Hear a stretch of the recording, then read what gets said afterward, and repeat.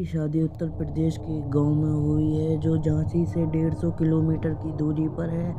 मेरे सास ससुर की मौत कई सालों पहले हो चुकी थी। मेरे सास ससुर की मौत के बारे में गांव वालों का कहना है कि उन्हें कई साल पहले ज़मीन में गड़े धन के लालच में आकर एक बच्चे की बलि दे दी थी और उस बच्चे की मौत के बाद उसकी आत्मा ने मेरे सास ससुर को मार दिया था। जब मैंने गांव वालों से ये बातें सुनी तो शुरू में मुझे बातों पर विश्वास नहीं हुआ, लेकिन एक दिन की घटना ने मुझे इस सच को सामने खड़ा कर दिया। आज से 4 साल पहले और मेरे पति दोनों अपने सास ससुर के घर में उनकी बरसी कराने गए थे। हम वहाँ खाना खाए और कुछ लोगों को भोजन करवाया। उस दिन हम काफ़ी थक गए थे और जब हम रात को सोने के लिए छत पर जा रहे थे तभी मेरे पति को अजीबोगरीब आवाज़ें डब डब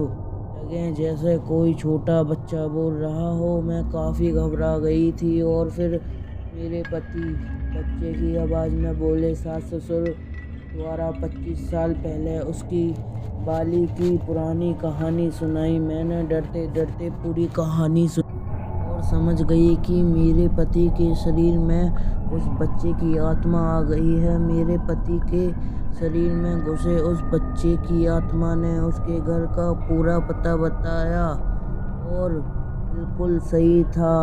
इस घटना के बाद 2-3 बार फिर मेरे पति के शरीर में वो आत्मा घुस जाती और उसकी मृत्यु के लिए गए न जाने बोलता था।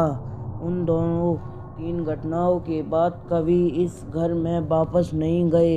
उस गांव में वो घर आज भी वीरान पड़ा है और पिछले 20 सालों में वह हुई मौत हो चुकी हैं। वो आत्मा कहती है कि ये घर अब उसका ही है। जब भी हमारे गांव में कोई हमारा आता है तो पर नई घटनाएं सुनने के लिए हमारे सामने आती हैं। अब मेरे पति के गले में तावीज़ बंध दिया है और कई बात आत्मा उनके पास नहीं आ सकती। तो यार, पैसों के लालच में किसी भी बच्चे की बलि वगैरह देना बहुत बड़ा पाप है यार।